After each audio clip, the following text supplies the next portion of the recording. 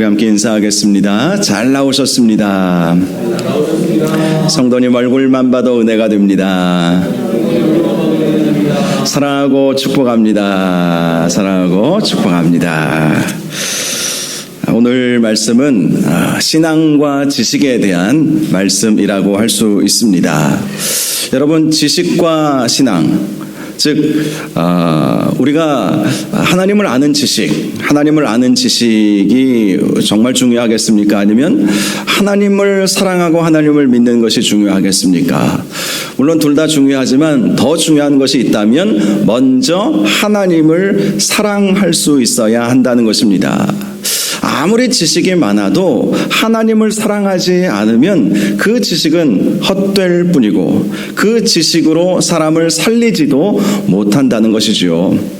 제가 미국에서 석사 과정 공부를 할 때에 오는 교수님 중에 그 학교는 PCUSA라고 미국 장로교회에서 직영하는 신학교였거든요. 우리나라 장로교회는 그래도 보수적이지 않습니까? 그런데 미국의 장로교는 진보적인 그런 신학도 가르쳐 주고 있거든요. 그러다 보니까 굉장히 진보적인 그런 신학자들의 강의도 종종 있었습니다. 제가 들은 얘기인데 저도 이제 여러 강의들을 들으면서 이 교수님에 대해서는 안 들어야 되겠다, 괜히 들으면 도움이 안 되겠다, 이런 교수님들은 제가 일부러 듣지는 않았습니다. 물론 필수 과목인 경우는 어쩔 수 없이 들어야만 했겠지만 제가 들어보니까 그분 강의는 제가 들어보지는 않았지만 그분은 성경 지식에 대해서는 아주 해박한 지식을 가지고 있대요. 그래서 그분에게서 강의를 들으면 이 성경의 문학적 구조, 또 시대적 배경, 이런 것에 대해서 아주 정확한 정보와 역사적 사실들, 이런 것들을 들을 수 있다는 것입니다. 그런데 중요한 것은 그분은 유대인이라는 거예요. 유대교 출신이라는 거예요. 그러니까 구약 성경에 대해서는 아주 해박한 지식을 가지고 있을지 모르지만 하나님은 믿는다고 하지만 예수님을 믿는지 안 믿는지 모호한 그런 분이 계셨어요. 제가 그분의 강의는 듣지 않았지만 다른 분들, 다른 학생들이 듣는 그런 하는 얘기를 들어보니까 그분 참 강의는 좋은데 그분이 정말 예수 그리스도를 우리가 알고 믿고 있는 그러한 분으로, 인격적인 하나님의 아들로 이 세상에 오셔서 십자가에 달려 죽으신 그러한 예수님으로 믿고 있는가? 거기에 대해서는 확신할 수 없다. 사실 예수님에 대한 평가는 역사적으로 여러 평가들이 있지 않았습니까? 우리는 예수님을 하나님의 아들, 유일한 구세주로 믿고 있죠. 그런데 어떤 신학자들은 예수님은 한 인간으로 이 세상에서 살면서 바른 삶을 보여주는 그러한 분이셨다. 여기까지만 인정하지 하나님의 아들로 십자가를 지시고 그 십자가를 통해서 우리의 구원을 이루셨다, 이렇게까지 믿는 경우가, 믿지 않는, 그렇게까지 안 믿는 그런 학자들도 분명히 있죠. 여러분 인터넷에서 종종 이 도울이라고 하는 신학자의 강의를 보셨는지 모르겠지만 아주 유명하죠. 일반 공중파에도 그분이 나와서 도마복음 강의를 하고 마가복음 강의를 하고 요한복음 강의를 하고 하는 그런 동영상들이 많이 퍼져 있습니다. 그런데 제가 가만히 그분의 강의를 들어보니까 그분이 과연 예수 그리스도를 인격적으로 믿고 있을까, 이런 의문이 들기도 한다는 것이죠. 아무리 지식이 많아도 사랑이 없으면 그 지식은 의미가 없다는 것이 오늘 사도 바울이 우리에게 주는 교훈인 것입니다. 1절을 보니까 우상의 제물에 대하여는 우리가 다 지식이 있는 줄을 아나 지식은 교만하게 하며 사랑은 덕을 세운다라고 말씀을 하고 있습니다. 당시 우상의 제물을 먹는 일에 대해서 여러 가지 상반된 주장들이 있었습니다. 먼저는 유대교의 영향으로 우상에게 바쳐진 이러한 제물들은 먹을 수 없다, 그것은 부정한 음식이기에 먹어서는 안 된다라고 강력하게 주장하는 사람들이 있었습니다. 반면에 어떤 사람들은 이 먹는 음식에 대해서는 우리 그리스도인들에게는 자유가 주어졌기에 우리가 음식에 대해서 얼마든지 자유로울 수 있다, 이렇게 주장하는 사람들이 있었던 것입니다. 이런 상반된 이 주장 때문에 교회 안에 분열이 일어나기도 했던 것이죠. 그래서 사도 바울은 이 문제에 대해서 너희들 나름대로 각자의 지식을 가지고 서로 판단하고 정죄하지만, 그렇게 지식을 가지고 서로 판단하고 정죄하면 교만해질 뿐이지만 사랑은 덕을 세우는 것이다. 교회 안에 서로 자기 주장, 자기 어떤 관점, 이것만을 주장하다가 서로 교만에 빠지지 말고 서로 사랑으로 덕을 세울 수 있어야 한다라고 말씀을 하고 있는 것입니다. 2절을 보면 지식에 대하여 이렇게 말씀하죠. 만일 누구든지 무엇을 아는 줄로 생각하면 아직도 마땅히 알 것을 알지 못하는 것이다. 여러분, 이런 말이 있어요. 가장 무식하고 용감한 사람이 있는데 그 사람은 책 한 권 읽은 사람이다, 이런 말이 있습니다. 사실 지식을 책 한 권에 담아낼 수가 없잖아요. 어떤 주제에 대해서도 책 한 권에 담아낼 수가 없습니다. 박사 논문을 써도 제가 박사 논문을 쓸 때에 논문 쓰기 전에 리서치 디자인이라고 하는 이 세미나를 수강을 하고 논문을 쓰게 했거든요. 리서치 디자인이라고 하는 이 디자인이라고 하는 것은 어떻게 그 논문을 구성할 것인가, 주제를 어떻게 잡고 논문의 형식은 어떻게 쓸 것인지를 그 학교가 나름대로 정해놓은 규정이 있는데, 그것을 배우지 않으면 논문이 천차만별, 예를 들어서 글자 크기도 정해져 있거든요. 크기는 어떻게 해야 된다, 줄 간격은 어떻게 해야 된다, 글자 크게 키워놓고 줄 간격 넓게 해서 1000페이지 논문이 나오면 그게 무슨 의미가 있겠습니까? 그래서 글자 크기, 그 다음에 줄 간격, 그리고 이 양옆에 이 간격도 이렇게 다 정해져 있고, 또 어떤 식으로 논문을 써 내려가야 하는지, 또 그 주석을 달 때, 각주를 달 때 어떻게 달아야 하는지, 대제목, 소제목 달 때 어떻게 해야 하는지, 그것을 이제 세미나를 통해서 알고 이해한 다음에 논문을 써 내려가게 하죠. 그 세미나를 들을 때 첫 시간에 그 논문 지도하시는 교수님이 이런 말씀을 하시더라고요. 여러분이 쓰시려고 하는 이 박사학위 논문을 가지고 모든 주제를 다 담으려고, 여러분들이 쓰고자 하는 그 주제를 다 담으려고 하지 마십시오, 이렇게 말씀을 하셨어요. 여러분이 쓰시는 논문은 점 하나만 찍으면 됩니다. 그 점들이 모여서 하나의 선이 만들어지는 것이고, 그 선들이 모여서 하나의 면이 만들어지는 것이기 때문에 점 하나만 찍어도 된다. 그런 마음으로 그렇게 논문을 써 내려가야 정말 깔끔하고 정확하고 보기 좋은 그런 논문을 쓸 수 있다, 이런 말씀을 하셨습니다. 많은 학자들이 나름대로 최선의 연구를 다해서 책을 하나 썼지만 그 책에도 모든 지식을 담아낼 수 없어서 시간이 지나면 개정증보판 해가지고 또 내지 않습니까? 가만히 보니까 모자란 부분이 보이는 거예요. 나름대로 최선을 다해서 논문을 쓴다고 했지만 시간이 지나고 보니까, 또 계속해서 연구를 하다 보니까 내 논문에, 내 책에 이러이러한 부분이 조금 부족하구나 해서 개정증보판을 보통 학자들이 그렇게 책을 내놓지 않습니까? 여러분, 그래서 이 지식이라고 하는 것은 알면 알수록 더 아는 것이 아니라 모르는 것이 더 많구나, 이것을 깨닫게 되는 것이죠. 사도 바울은 학자 출신이었습니다. 가말리엘 문화생으로 공부하고 율법 학자로서의 삶을 살았습니다. 공부를 참 많이 했습니다. 헬라 철학에도 조예가 깊었습니다. 그러니까 공부를 하면 할수록, 학문을 연구하면 연구할수록 내가 알고 있는 지식이 다가 아니구나, 내가 오히려 모르는 것이 더 많구나, 사도 바울은 그것을 늘 깨달으며 지식 앞에서 겸손했던 것이죠. 그래서 누구든지 무엇을 아는 줄로 생각하면 아직도 마땅히 알 것을 알지 못하는 것이다 라고 분명히 말씀을 할 수 있었던 것입니다.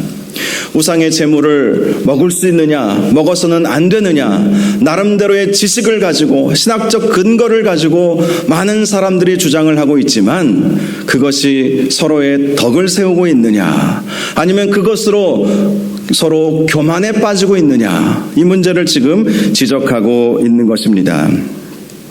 중요한 것은 사랑으로 덕을 세워야 한다는 것이죠. 3절을 보면 또 누구든지 하나님을 사랑하면 그 사람은 하나님도 알아주시느니라 라고 말씀을 하고 있습니다. 유홍준 교수라고 하는 문화재 청장을 지내셨던 분이 이런 말을 하신 것이 유명하죠. 사랑하면 알게 되고 알게 되면 보인다. 뭐 이런 유명한 말이 있죠. 물론 그 말은 유홍준 교수가 본래 처음부터 했던 말은 아니라고 해요. 다른 예전에 학자가 그 말을 했다고 합니다. 그것을 인용한 거예요. 사랑이 먼저라는 것이죠. 사랑하면 알게 되고 또 보이게 되고 그때 알게 되는 것은 이전에 알게 되는 것과 같지 않다. 사랑이 참 중요하다라는 거예요. 오늘날에도 많은 지식인들이 학문의 본질은 모른 채 지식만을 추구하는 경향이 참 많이 있습니다. 베드로후서 1장 5절을 보면 너희가 더욱 힘써 너희 믿음의 덕의 지식을, 지식의 절제를, 절제의 인내를, 인내의 경건을, 경건의 형제 우애를, 형제 우애의 사랑을 더하라. 이렇게 말씀을 하고 있습니다. 지식만 알아서는 안 된다는 것이죠. 그 지식 위에 절제와 인내와 경건과 형제 우애 그리고 사랑을 더할 수 있어야 한다는 거예요. 그래야 그 지식이 참된 지식이 될 수 있다는 것입니다. 사랑 빠진 지식은 아무런 의미가 없다. 우상의 제물에 대해서 먹어야 되느냐 먹지 말아야 되느냐 이 문제 앞에서 사랑의 관점으로 이 문제를 생각해보자. 지금 이렇게 말씀을 하고 있는 것입니다. 4절 이하의 말씀을 보면 이제 본격적으로 우상의 제물을 먹는 일에 대해 설명합니다. 먼저 사도 바울은 우상은 아무것도 아니다 라고 전제를 하고 있습니다. 세상에 많은 신들이 있고 많은 그러한 우상들이 있지만 그것이 진짜냐 이렇게 질문을 하는 거예요. 여러분 그것이 진짜입니까? 가짜죠. 허상일 뿐이다. 그 우상들은 허상일 뿐이다 라는 것입니다. 6절에 우리에게는 한 하나님 곧 아버지가 계시다. 아버지 참 하나님만이 진정한 신이시고 나머지 우상들은 사실은 허상에 불과한 것이죠. 실존하지 않는 것입니다. 그 관점에서 우상의 제물을 생각해 보아야 한다는 것입니다. 우상에게 바쳐진 음식은 허상에게 바쳐진 것이기에 거기에 큰 의미를 둘 필요는 없다라는 것이 사도 바울의 한결같은 주장이었습니다. 한마디로 우상에게 바쳐진 음식이라 할지라도 그리스도인들은 먹을 수 있는 자유가 주어져 있다는 것이죠. 우상에게 드려진 음식이라 할지라도 음식은 음식일 뿐이지 거기에 다른 의미를 둘 필요가 없다라는 것입니다. 그것이 율법에서 금하고 있다 할지라도 우리는 사실 신약시대에 살아가고 있기에 우상에게 바쳐진 그러한 음식은 주로 우리는 먹지 않죠. 그런데 당시 시대에는요 고기들은 대부분 우상신에게 바쳐진 것들이 시장에 유통이 되었다고 해요. 그러니까 어떤 사람들은 대부분의 고기가 물론 다 100% 그렇지는 않지만 많은 고기들이 우상신전에 드려진 것이 시장에 유통이 돼서 식탁에 올라오니까 이거 우상에게 드려진 것이니까 안 먹겠다 하면서 채소만 먹어야 되겠다라고 주장하는 사람들도 나왔던 것이지요. 그런데 어떤 사람들은 그리스도인들에게는 먹을 자유가 있고 우상에게 드려진 것이라 할지라도 그것이 참 그 참 거짓 신을 참이라고 말할 수는 없겠지만 허상에게 드려진 것이기에 얼마든지 우리는 음식을 먹을 수 있는 자유가 주어졌다. 이렇게 서로 강조하면서 화합점을 찾지 못했던 것입니다. 7절을 보면 모든 사람이 이러한 지식을 가지고 있는 것이 아니다. 이렇게 말씀을 합니다. 사도 바울과 같이 그러한 지식을 모든 사람들이 가지고 있지는 않았다라는 것입니다. 율법주의자들은 율법에 금하고 있기에 그것을 먹으면 안 된다라고 강력하게 주장을 했겠죠. 또 어떤 사람들은 이런 사람들도 있었어요.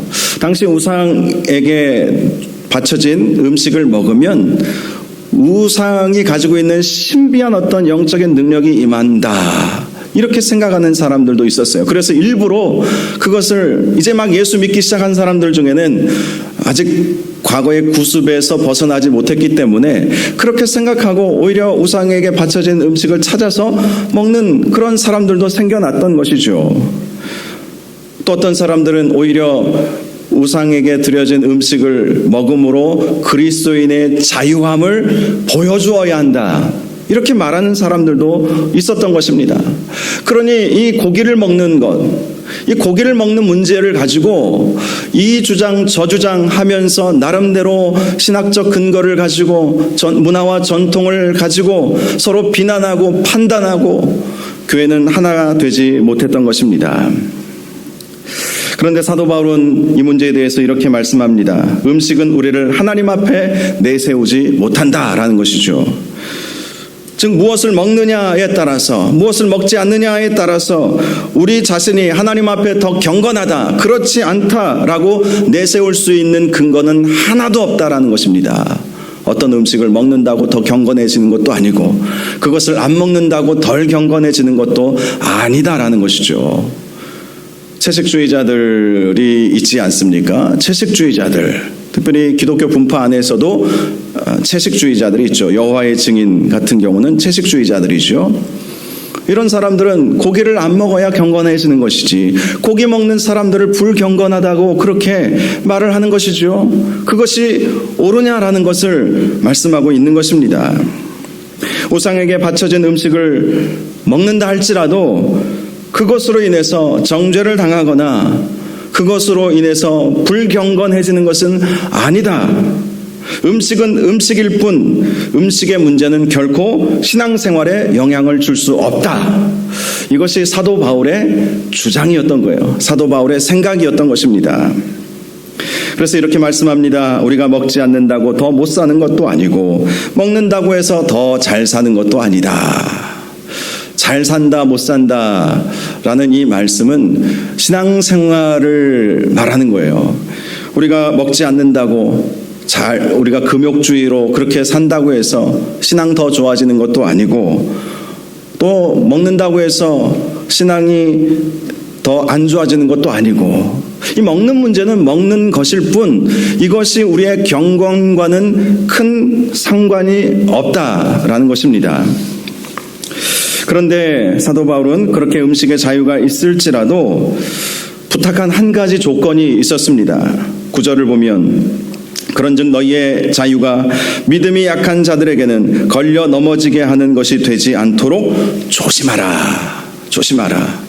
아무리 자유가 주어져 있을지라도 항상 주변을 살필 수 있어야 한다는 것입니다. 어떤 음식이든지 그것을 먹을 수 있는 자유가 있지만 믿음이 약한 자들에게는 걸려 넘어질 수 있는 문제라면 그것을 항상 조심할 수 있어야 한다라고 하는 것입니다. 그 예가 10절과 11절에 나와 있죠.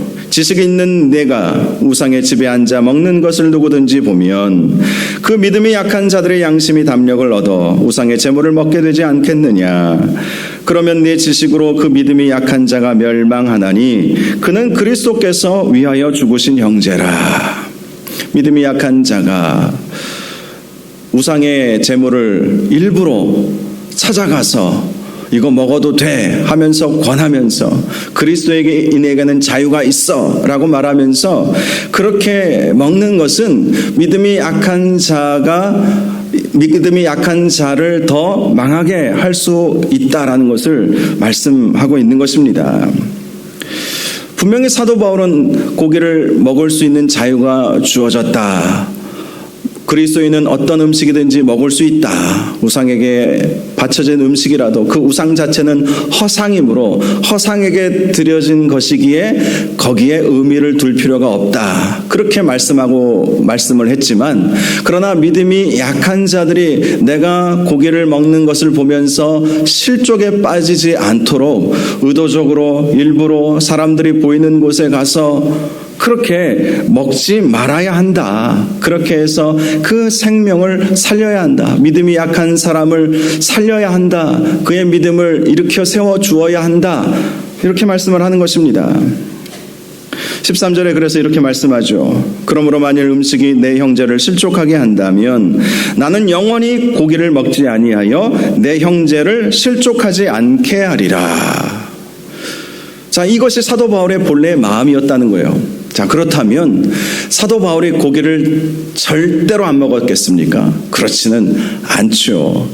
주변에 믿음이 약한 사람들이 있어요. 고기라고 하는 것은 우상의 제물로 사용되어졌던 것들이 대부분인데, 그 주변에 믿음이 약한 사람들이 있어서 그것을 먹으면서 사도 바울이 그것을 먹는 것을 보고 실족에 빠질 수 있는 문제이기 때문에 그런 사람들이 있다면 나는 영원히 고기를 입에 대지도 않겠다라고 그렇게 말씀을 했던 것입니다.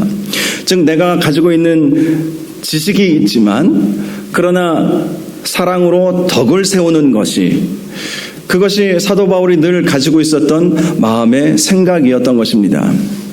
그런데 반대의 경우도 있었어요. 즉, 고기를 먹어야 되는데 안 먹음으로 실족에 빠지는 경우들도 있었어요.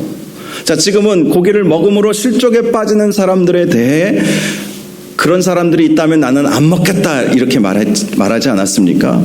그런데 고기를 먹어야 되는 상황 속에서 안 먹음으로 실족에 빠지는 것에 대해 사도 바울은 그것을 말씀한 적이 있었습니다. 바로 갈라디아서 말씀을 보면 그런 말씀이 있어요. 갈라디아서 말씀을 보니까 자기와 베드로가 이방인들과 함께 음식을 먹고 있었어요. 이방인들과 함께 음식을 먹고 있었다면 당연히 그 음식의 종류는 고기도 있었고 또 여러 가지 음식들이 다양하게 있었겠죠. 그 음식 중에는 율법에서 금하는 음식들도 분명히 있었을 것입니다. 그래서 이 바울과 베드로는 자유함이 있었기에 이방인들과 거리낌이 없이 함께 앉아서 음식을 먹고 있었단 말입니다. 그런데 그때 마침 예루살렘에서 정통 유대인들이 찾아온 거예요. 갈라디아로 찾아온 거예요. 그때 베드로가 벌떡 일어서더니 도망가 버렸습니다. 베드로가 왜 도망갔는 줄 아십니까? 정통 율법주의자들이 베드로를 보면서 율법에 금하는 음식을 네가 먹고 있구나 라고 비난받을까 봐 그 자리를 도망가 버린 거예요. 그래서 사도 바울이 나중에 베드로를 찾아가서 심하게 꾸짖었다. 왜 이방인들과 함께 음식을 먹고 있는데 유대인들이 찾아왔다고 해서 그것을 먹지 않고 오히려 이상하게 생각하고 도망가 버렸느냐 이러면서 신랄하게 비판을 했던 것이죠. 바울이 사도 베드로를 심하게 꾸중했다 이렇게 말씀을 하고 있습니다. 그 상황도 사랑의 관점으로 우리가 보아야 된다는 것이죠. 당시 바울과 베드로와 함께 식사를 했던 이방인들이 유대인들이 온다는 소식을 듣고 베드로가 벌떡 일어나서 나 이 자리에 없었다고 해주세요 하고 가버리면 그 앉아있는 이방인들은 뭐가 됩니까? 얼마나 얼굴이 화끈화끈 거리는 일이 되겠습니까? 즉 먹는 문제, 무엇을 먹느냐 먹지 말아야 되느냐 이것보다 더 중요한 것, 즉 나름대로 가지고 있는 신학적인 체계와 지식에 따라서 어떤 사람은 음식을 먹어도 된다, 먹지 말아야 된다 여러 가지 주장들을 할 수 있지만 그러나 더 중요한 것은 사랑으로 덕을 세워야 한다라는 것이죠. 덕을 세워야 된다. 지식보다 더 중요한 것은 사랑이라는 거예요. 신학보다 더 중요한 것은 사랑입니다.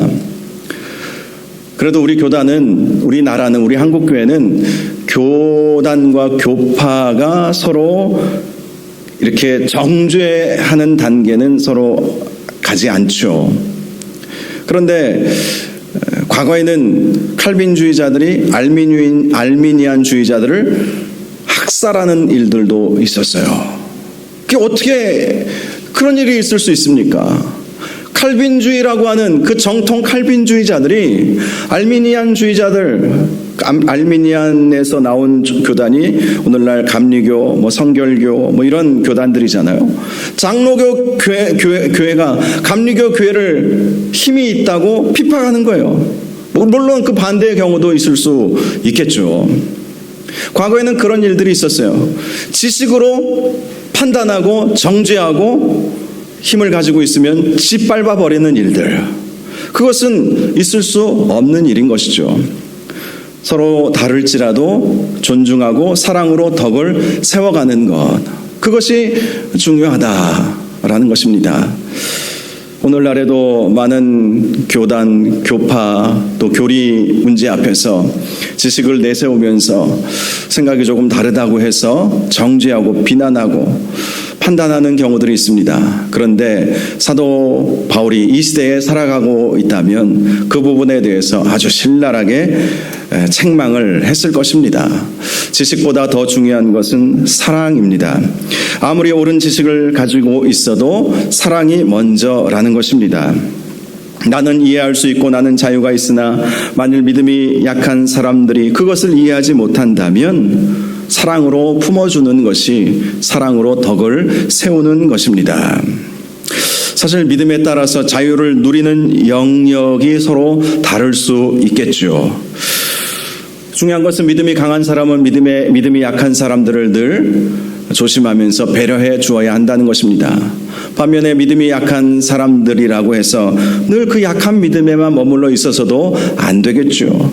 자신의 믿음을 성장시켜 나가야 할 책임도 있습니다. 그것도 사랑의 관점으로 교회 공동체를 사랑하는 마음으로 저분들은 그 나름대로의 믿음 체계를 가지고 있구나 이렇게 존중하고 인정해 줄 수 있는 그런 분위기, 그런 교회의 문화를 만들어 가야 하는 것입니다. 사랑하는 여러분, 사랑으로 덕을 세워 가실 수 있기를 바랍니다. 지식보다 사랑이 먼저다. 항상 이것을 깊이 생각하시기를 바랍니다. 교리보다 사랑이 먼저예요. 교단보다 사랑이 먼저입니다. 항상 사랑으로 덕을 세움으로 사랑이 충만한 그러한 교회를 만들어 가시는 저와 여러분들 되시기를 주님의 이름으로 축원합니다. 기도하겠습니다. 거룩하시고 존귀하신 아버지 하나님, 지식보다 더 중요한 것은 사랑입니다. 지식은 우리를 교만하게 하지만 사랑은 덕을 세운다고 말씀하여 주셨습니다. 하나님, 우리가 항상 사랑의 관점으로 다른 사람들을 바라볼 수 있도록 도와주옵소서. 그래서 사랑으로 하나 되는 교회를 만들어갈 수 있도록 인도하여 주옵소서. 사랑이 넘치는 교회가 정말 성숙된 교회인 줄로 믿습니다. 하나님, 우리가 서로 사랑함으로 서로의 부족함들을 보면 용납하고 또 함께 기도하면서 서로를 세워주는 그러한 복된 공동체를 만들어갈 수 있도록 인도하여 주옵소서. 예수님의 이름으로 기도하옵나이다. 아멘.